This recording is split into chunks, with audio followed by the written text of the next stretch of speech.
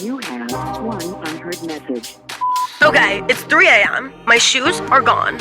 Was there, and my Uber rating is definitely a 0. You are not ready for this story. Hi guys, welcome back to It Is Always Something. I'm your host, Davis Rowe. I literally flew in right from Philadelphia and sat my ass right on this chair. I had a hectic flight, but we'll get into that later. I'm getting ahead of myself. We are going to talk about being home for Thanksgiving and all of that. I'm obviously from a little bit of a lot of places, so I did my fair share of states, but I started by going back to Florida, which I love. It's hard for me every time I step foot in Florida. I'm like, I actually think I need to move here post grad, but obviously I'm set in stone on New York, so don't get your hopes up, Miami. But it's just really calm being home, especially I think I love the weather of Florida, but I was only there for a couple days and was just, spending time with family, taking it super easy, being very wholesome. When I'm in Florida, I like to drink green juice and do a fuck ton of Pilates, which is really great for me and the soul. And then, I come back to San Diego and I'm getting absolutely wild with my college friends, but it's a good way to have balance.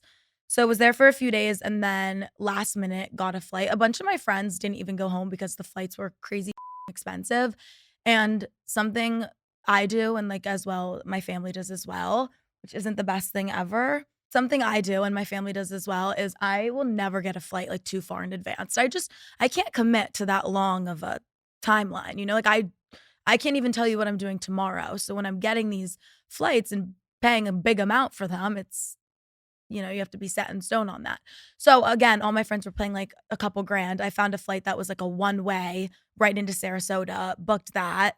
And then, obviously woke up on Blackout Wednesday and realized I like didn't have a flight home after Thanksgiving. That was scary as for. We'll talk about that later.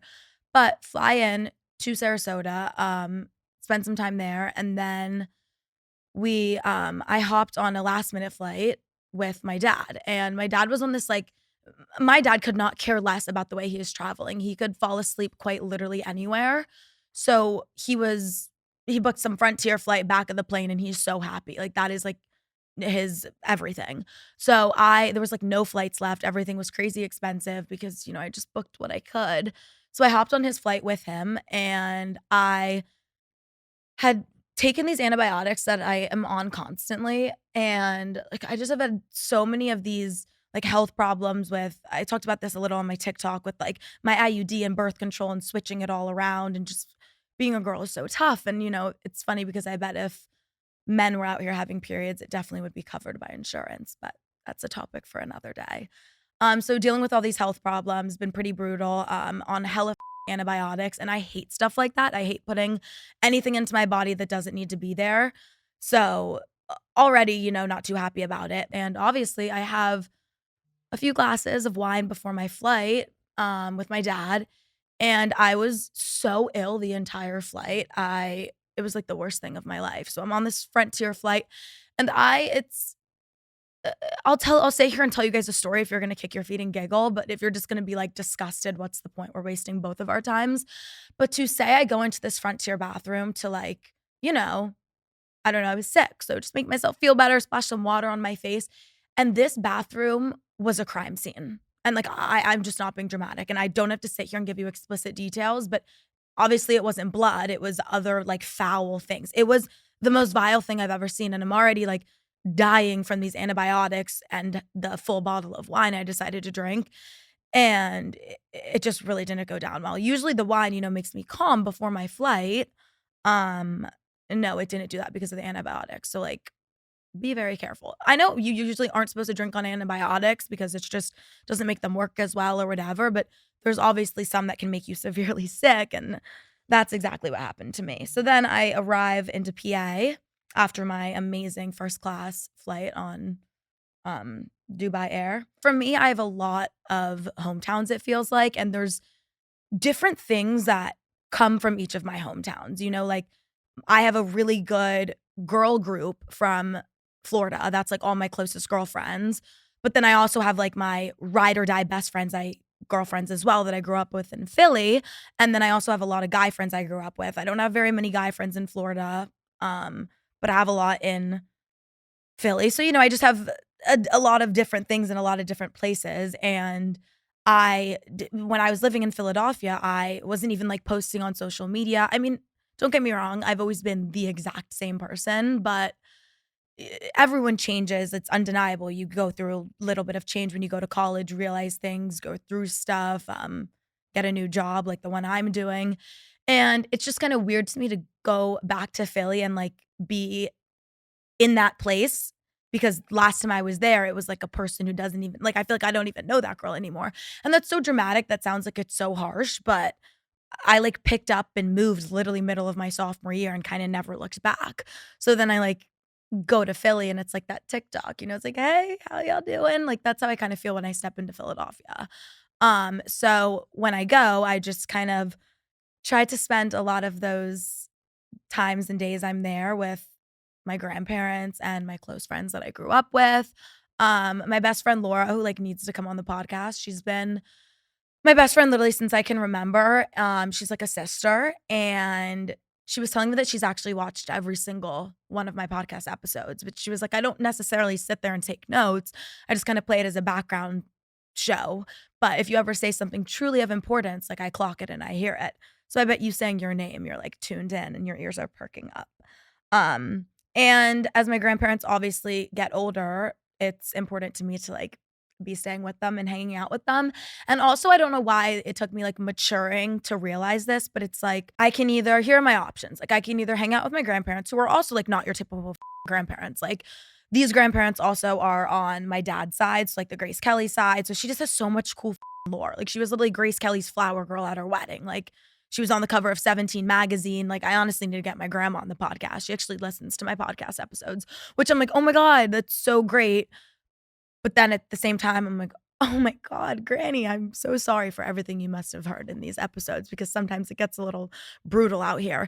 As much as I like want my family to be sitting there supporting every episode, at the same time, like, please do not be. Because sometimes I say things that, you don't need to be hearing. But again, back to what I was saying, why did it take my frontal lobe developing to realize I rather be at a wine and dine dinner with my grandparents getting, pasta and lobster at their country club with like a bottle of wine that is, a few zeros on there, which just my parents are not like wine people, so that could never be them. The nicest wine, my grandpa loves wine. He has like cellars on cellars in his basement. He like basically collects bottles too. So why would I ever not choose that over being in like a sweaty orgy, shoulder to shoulder high school bar with people I haven't talked to in 6 years? Like, I just, rather be doing plan A, option A, not plan B. And also plan B probably too if I went out with all those high school people, things get crazy. So been doing a lot of that, wined and dined, good family time, honestly keeping it classy until the following days. I Blackout Wednesday just went out with my siblings. It was super chill. Like actually I think I had like 5 drinks. I woke up like not hungover. I woke up and went on like a run. I like turkey trotted. Never been a turkey trot person. But then after that I was like, "You know what? I think I need to stir some shit up." And so I went to the Eagles game and Eagles tailgated with people. But I honestly missed the tailgate because I got too lost in the sauce at the pregame and was like so late. So then everyone goes to Xfinity Live, which is just like this big bar. Where like that's where you kind of see everyone from high school. Like, yeah, Blackout Wednesday, but I feel like at Xfinity Live at some bar, you see like literally everyone. At least I was. But the problem was is I didn't necessarily like remember seeing everyone because I got like hammered, which is fun. But like I sometimes cringe when I watch back videos of me being like, "Yo, I was so blacked out and hammered." Like, okay, sick. Like you're so cool for doing that. It's like want a cookie. But I just was overserved. I was overserved and underate. And yeah, I was literally in bed. I Ubered myself home. I didn't even make it. Like you're supposed to like go to the bars, watch the game. I like I couldn't tell you if they won or lost, but I sent myself home in an Uber with my friend Ella, and we went back home. I went to bed and was like super hungover. Honestly, I've been getting some gnarly hangovers, but then woke up like in my grandma's house, and she like made me soup. Told me it was all gonna be okay, and that is what Blackout Wednesday is all about. Also, as I said, I'm on antibiotics, right? And my grandma's house layout is like, she has like a master bedroom and then like the kids' guest bedroom, and then she has like another room in the back. So like me and my sister have always stayed in this one bedroom. And my brother stays in the back bedroom and then my parents stay in the main bedroom, right? Okay. But once my parents leave, obviously I took over the main bedroom. My parents flew out on Saturday. I didn't leave till Monday because again, I don't get my flights till last minute. And I woke up, I forget, it was either after Blackout Wednesday or after the Eagles game. And I was like, oh my God, get me the out of here, right? Like I embarrassed myself. You know, everyone texted me, so good talking to you. I'm like, what the don't even remember seeing you. Like, I don't even know who you are. So that was scary. And then I woke up and was like, oh my God, I don't even have a flight. It's terrifying. And then all of the flights were like literally thousands of dollars. So shoot, guess I'm like moving to Philly. I don't know. I can't do that. So Monday, the flights were cheapest. So bought a flight out Monday. I'm staying in the big room, obviously, as I said. So I'm staying in the room my parents usually stay in, and I'm on antibiotics. And so I'm like going to grab my pills, and I accidentally, not even accidentally, like it's my stuff. It's a very kept clean room. Everything's in place. And all of a sudden there's 2 bottles of these pills. And I'm like, what? These aren't mine. And I read the pills. It says some random name. I'm like, who's the fuck are these? And all of a sudden it's just a huge bottle of Xanax. I have no idea how that could have got in there. It was like Oxy. Like I read it. I looked it up. Obviously I asked ChatGPT, and ChatGPT was like, yeah, this is just a bunch of Xanax. What? It's like give a mouse a cookie. But I was like, oh my God. I put it in my bag and I flew it back with me. And then I came back to San Diego. I think that's kind of it in Philly. I honestly kind of wanted to touch on some more things, but those are things you guys want me to touch on. I don't want to touch on them because it's like, you know, things I did that were super embarrassing. I honestly didn't do anything that crazy embarrassing. It's just I'm a serial drunk texter. And it is like, oh my God, no. Like I will DM the most random people. Like Steve will do it. Like that's a random person I can think of. I just every time I'm drunk, like send him a DM. Like random people that I don't ever think about in my day-to-day life. I don't talk to, or it's like, you know, people that I used to like kiss in high school. Like boys I would kiss in high school, and I text them when I'm in Philly. I like to say that, you know, how I was saying in the beginning of my Philly debrief, I like, you know, it's like you're in this place and you've grown so much and you're just a version you don't recognize anymore. Well, then I get drunk and I just get weird. Like I just all of a sudden like immerse myself into that person. Like I throw everything away. I act like I've learned nothing in the 4 years I've been out of my hometown, and I'm just back on my same old shit, doing the same old shit. So yeah, I was just drunk texting people, like serial drunk texting people, like really weird stuff too. But why would I sit here and embarrass myself when I don't have to? I'll leave it up to your imagination. Then I flew back to San Diego, as I fucking said, and it was literally Christmas morning at my apartment. My roommate texted me and she was like, Davis, there's about like 45 packages sitting outside of our door. And I've never really had that before because I don't know. I'm like new to this whole like influencer thing. I like said that to my friends. I was like, I just called myself an influencer. Don't say shit about it.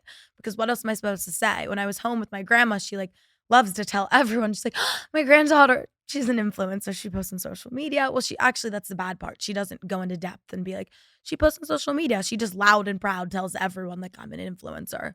So I guess I'll just take the title and strap it on and go with it. I'm an influencer. So, you know, me being an influencer, I came home to so many fucking packages, but this is new to me. When I was in Barcelona, I wasn't doing any of this influencer work thing. And then I got back, signed to a new management, was literally like not even had a management, was like freeballing this shit. Was kind of like, I don't know, just posting on social media for fun. And then I think once it started to be more serious, I was like, shit, maybe I should take this seriously. And here I am with like production, a mic. And it's like, what the fuck? Who let this girl have a microphone? So packages, a lot of packages. Got home Christmas morning, opened 5,000 things. I'm gonna do a giveaway because like I almost feel guilty having all of it. I'm like, this is like more than one person could ever even want. So giveaway coming soon, I guess. Also, something I'm wanted to talk about is my big thing that I really like, which I talk to you about all the time, and I got literally every single person in the state of fucking San Diego hooked, I swear to God, is these like little microdosing shroom gummies. I've been really big on that. One of my relatives did like studies on like shrooms and all of the benefits, and he like doesn't do drugs like that. He just, you know, like for work was like invested money in it. I don't know. And so a couple years I learned a lot about it, but I was like, that's weird. Well, not even weird, just I like to just drink, you know? And that stuff freaks me out. So, but then, Coachella, went to college. I was like, oh, mushrooms are fun, whatever. But then these little microdosing gummies that are I think they're under the legal dose. Don't ask me about legal stuff. I cannot tell you anything. But it's like these microdosing shroom gummies, and they actually have been sending me product. I've been like low key working with them, and literally got everyone in San Diego hooked. They're the best thing ever. And I told them I would tell you guys about them. They're called like Cali Caps, but they're so minor, so small. They're like 0.25. I don't even know. And like sometimes I'll just take them and go on a walk. They're really fun. Not to make me sound like I'm crazy, but trust me, you should try it. It's like really good. It's like, I feel like I sound like the crazy almond mom who tells you like weird oils to use, but they're actually really fun. So since I don't want to spill all of my Blackout Wednesday lore, actually I would. You guys know I'm an open book, but it's just like not too much to say. Maybe I'm hiding something. I feel like I'm giving the vibe I'm hiding something, but I'm not. No, I kind of am. I'm just a serial drunk texter. I'll say it for the 5,000th time. But I asked you guys to tell me your crazy Blackout Wednesday stories because mine weren't good enough. And you guys are the funniest motherfucking people ever. And I actually have the wildest things happen to you. Sometimes I forget how crazy the internet can be. So I'm going to read a few of these things that I liked because I was actually reading these on the plane, like laughing out loud to myself. Okay. So basically this guy that I was talking to for 3 months, wow, this is actually an insane story to put online, but I've literally always wanted it to be online. Because it's that fucking insane. So basically I met this guy. We were never dating, technically, but he lived with me basically.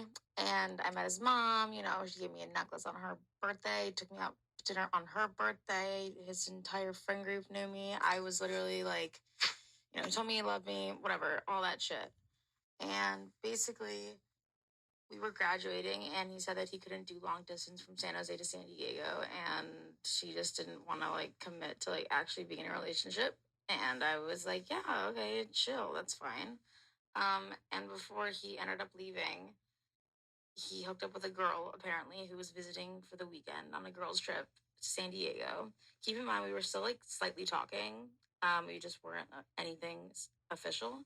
And he hooked up with the girl that weekend. I find out later that they hooked up twice in a row, and he ended up dropping her off at the airport. And he was bawling his eyes out because he was going to miss her so much.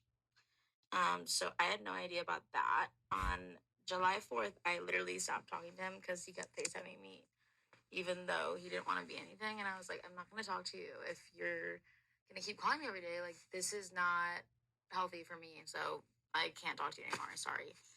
A week goes by, and I see a post that bitch from Boston, Nantucket, Massachusetts, in that week, he asked her to be his girlfriend. And they started dating that week. And then she moved to New York, and he started dating her long distance the entire year and never said a single thing to me, and I never said a single thing to him because I literally was just like, this is a joke. That's not even real. Like, this is funny. This is actually fucking comical. Also, keep in mind, she was the complete opposite, like, as me. I had black hair, blue eyes, green eyes.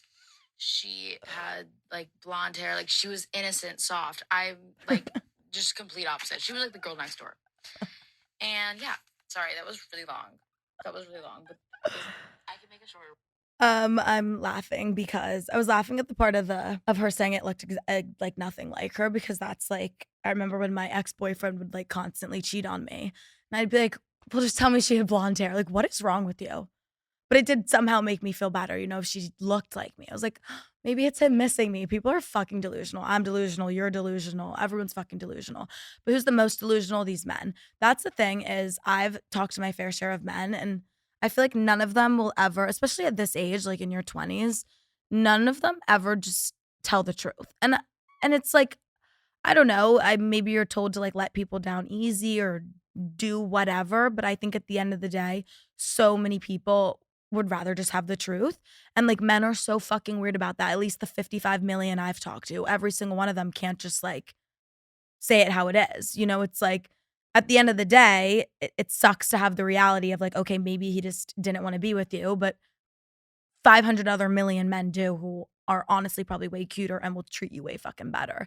And like the world wants what's for you and doesn't want what's for you. And sometimes, you know, you'll think someone's so great, but something like this happens because it's literally the universe's way of being like, bitch, move on. He sucks. And at the end of the day, like, he can't be that cute. They really never are. But I'm sorry that happened to you. And it sucks because usually men, when they do that to you and then they get a new girl, they just do the same thing to her. You know, it's a pattern always. I love a lot of like little quick things people just swiped up and said they did on Blackout Wednesday that made me laugh. Someone swiped up and was like, I slept with my ex-boyfriend's big on Thanksgiving, which a big is like someone in their frat. And I was like, oh my God, I need to hear more because, you know, maybe I should try that. And she was like, I always knew his big was into me, but I found out he was cheating on me once again. I'm stupid and didn't leave the first 3 times. I feel like that's a common theme. We need to like have a support group, girls, because we need to stop doing that. So now me and his big are like a thing, but in secret. Okay, so now you're dating his big in secret. I'm like, okay.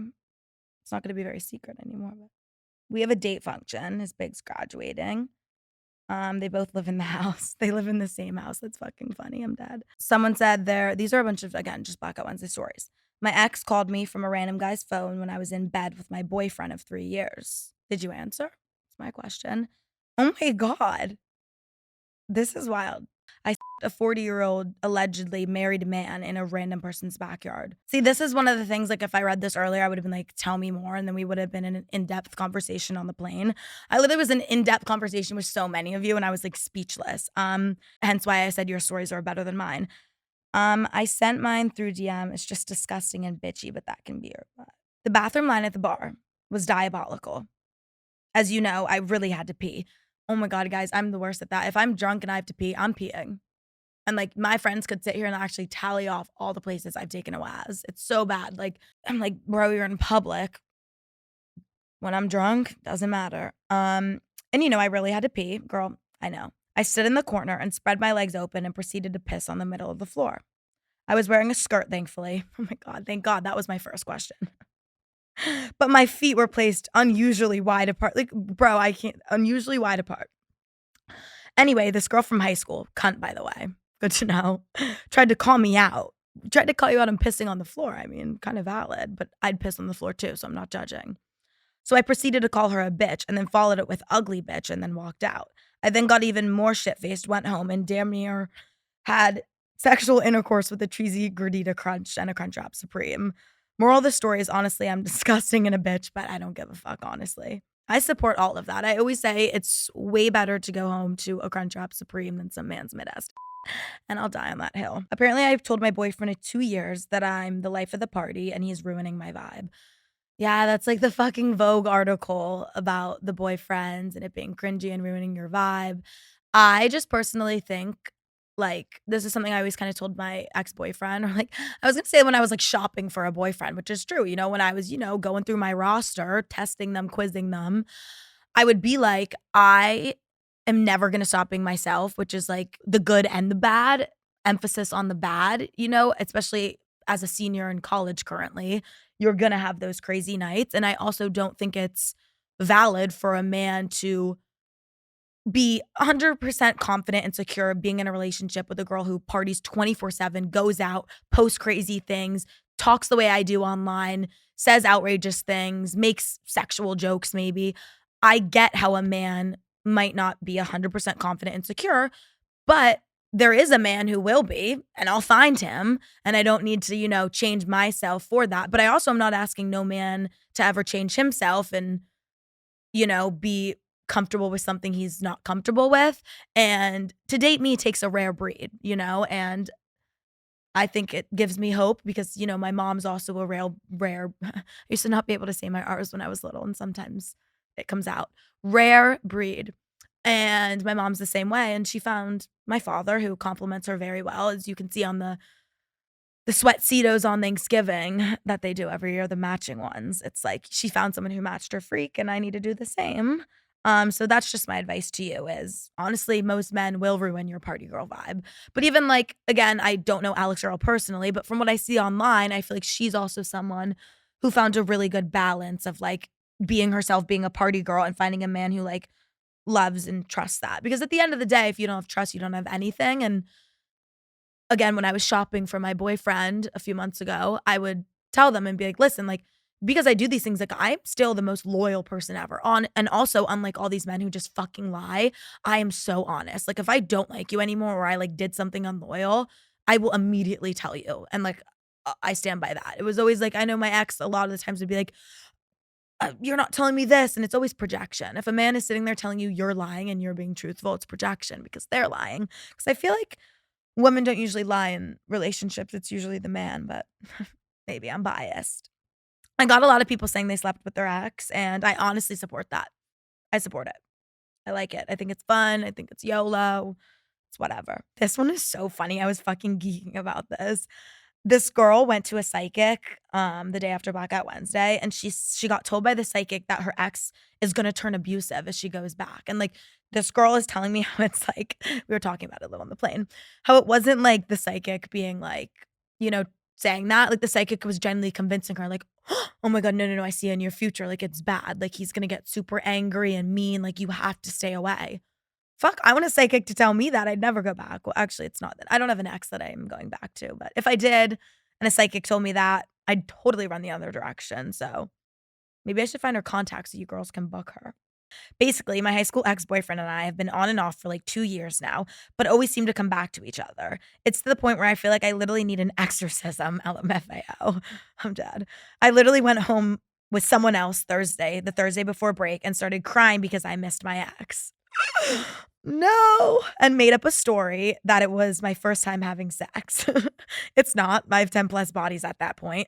So I decided at that point I needed to go to a psychic.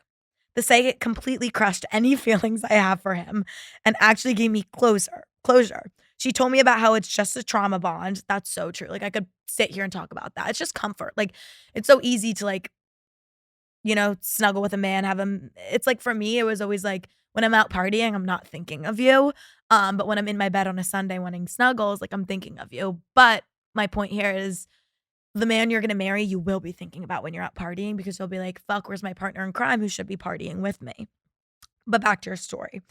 So she goes to the psychic. The psychic crushed her feelings, any feelings she had for him, gave closure because she said how the trauma bond, and if I go back to him, it's going to end terribly wrong.